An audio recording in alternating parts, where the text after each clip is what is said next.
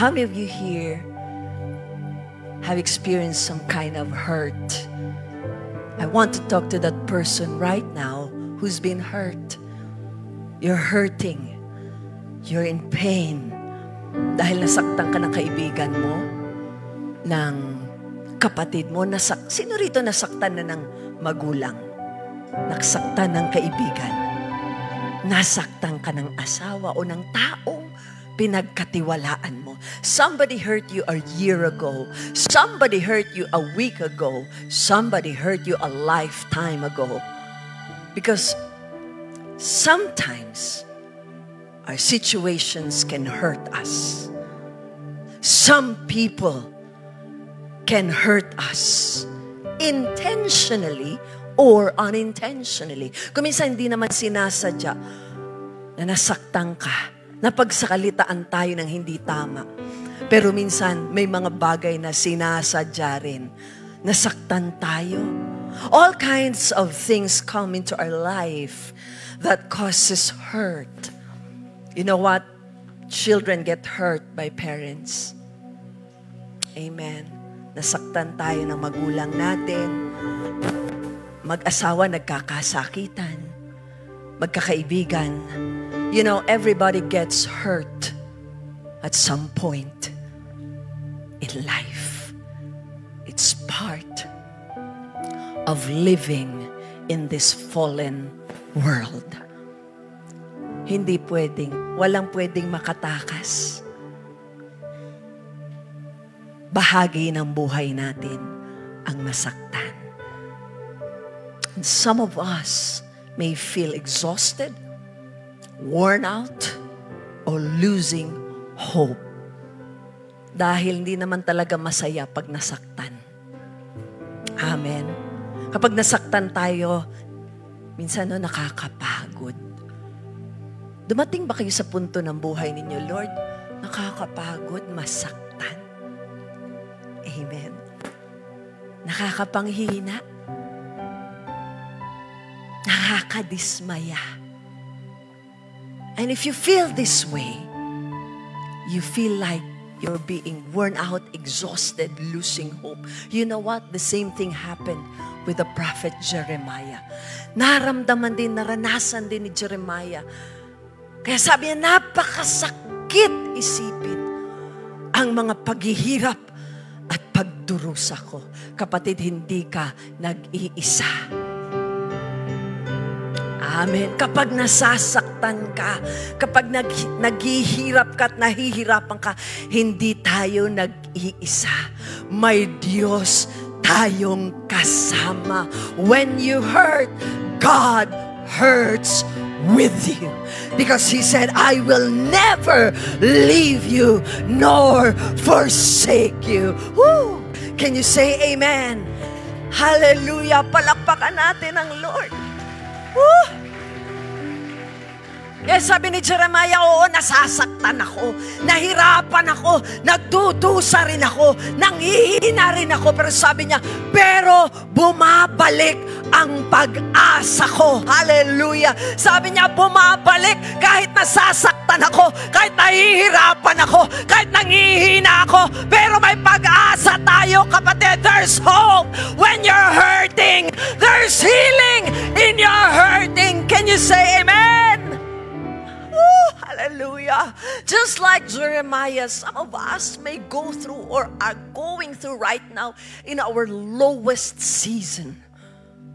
Or some of us are going through some losing season in our life. Yes, we lose a lot of things.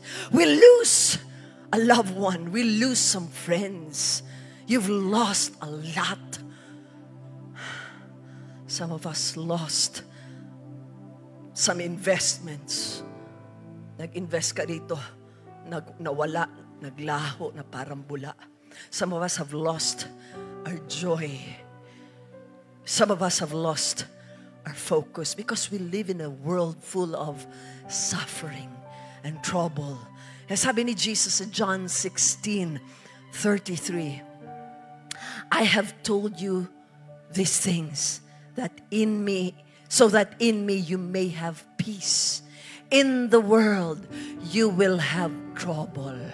Sinabi na ni Lord ito, in the world, in this world, you will have trouble. In this world, you will be hurt, I tell you. In this world, you will be in pain. In this world, you will be discouraged. In this world, you will be disappointed. In this world, you will be frustrated. But Jesus said, take heart, I have overcome the world. Woo! Amen? Oo, daranas tayo ng paghihirap dito sa mundo. Pero sabi ng Panginoon, magpakatatag kayo. Sabi mo yan sa katabi mo, magpakatatag tayo. Magpakatatag tayo dahil nagtagumpay na ako laban sa kapangyarihan ng mundo. Amen. Nagtagumpay na ang Lord. Amen. At yung tagumpay na yon, nasa atin yon. Daranas ka ng hirap, daranas ka ng masasakit na mga karanasan, pero pagtatagumpayan natin yan. Can you say amen? Amen? It's how you interpret. How do you interpret your lowest season? How do you interpret your losing season? Ano ang tingin mo dyan? Maybe, yung iba, God is punishing me. Ito na yung judgment ng Lord sa akin. Pinahirapan ako ng Diyos. Sinisisi natin ng Diyos. Nawawalan tayo ng pag-asa. How do you interpret your lowest season? What do you do? Ito yung tanong ko. What do you do when you're at the lowest point? When you're in the valley? What do you do when it hurts? Alam niyo, dalawang bagay ang pwedeng gawin. We can choose how we're gonna handle hurt. Una, you can handle this hurt in a way that harms you. Pwede kasing pag nasaktan ang tao, idadaan sa galit. Pag nasaktan ang isang tao, idadaan niya sa pananakit sa iba. Dahil nasaktan siya, sasaktan niya rin yung iba. Na pag nasaktan ng isang tao, pwede niyang sisihin ang iba. Pwedeng ganon. Pero meron din pangalawang option. Kapag nasaktan tayo, are you gonna learn to handle this hurt? That you will take this hurt and handle it properly and be able to learn something from it. And that you will grow up as a result of that hurt. Dalawang bagay, kapatid. Pwede mong ikasira o pwede mong ikabuti kapag dumaan ka sa ganitong sitwasyon. Ang gusto ng Lord, na matutunan nating harapin ng maayos at may natutunan tayo at lumago tayo sa mga nararanasan natin. Can you say amen? Mahirap man, masakit man yung karanasan, pero ang gusto ng Lord, may natututunan tayo. Amen. Because God did not promise that we will never have any hurt in life. He did not promise that you will not have heartaches in life. He did not promise that you will have not pain. He did not promise that you will not lose, but He promised that it will work out for your own good. Can you say amen? He promised that what they meant evil for you, God will meant it for good. Can you say amen? Yun ang pinangako ng Lord. Hindi niya sinabing hindi ka masasaktan. Hindi niya pinangako hindi ka maghihirap. Pero yung masakit, yung pangit, yung masamang ginawa sa'yo, pwedeng baliktarin ng Diyos at magiging mabuti para sa'yo. Ang naniniwala, magsabi ng amen. The key here is what we do in times of hurt.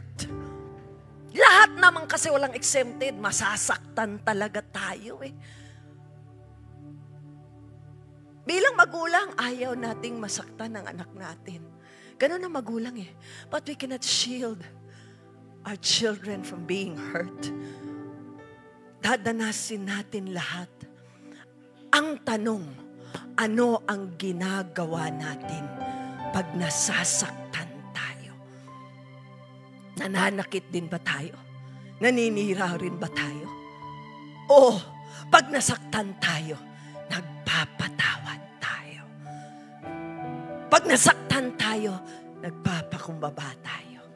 Kasi every hurt will change us. Sa totoo lang.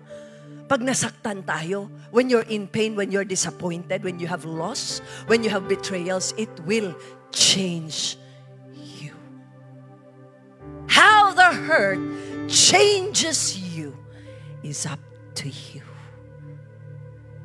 Kung paano mong haharapin yung bagay na to sa buhay mo, nasa sa atin. You can come out of it bitter or better. Amen? How the hurt changes you is up to you. You can come out of hurt blaming God, or you can come out stronger with great confidence in God. Kapatid, na pag nasaktan tayo, pwedeng ikasama o pwedeng ikabuti mo. Naniniwala ba kayo doon? Na kapag nasaktan tayo, pwedeng ikaayos ng ugali natin, naaayos tayo. O pwede namang ikapangit lalo ng ugali. Pag may mga taong ganon, na kapag dumaan, nasaktan, pumapangit ugali, pero tayo hindi. Amen. Na kapag nasaktan tayo, sisisihin ba natin ang Diyos o magtitiwala tayo sa Diyos? Na kapag nasaktan tayo, pagkatapos mong masaktan, lumakas ka lalo o manghina? Na kapag nasaktan ka, nasiraan ka, siniraan ka ng kapwa natin, either tumibay ang tiwala mo o tumatalikod ka na kay Lord. Church, you can come out defeated or you can come out stronger with new fire, new passion, and new strength. When someone hurts you, if you don't forgive, you're allowing them to continue to hurt you.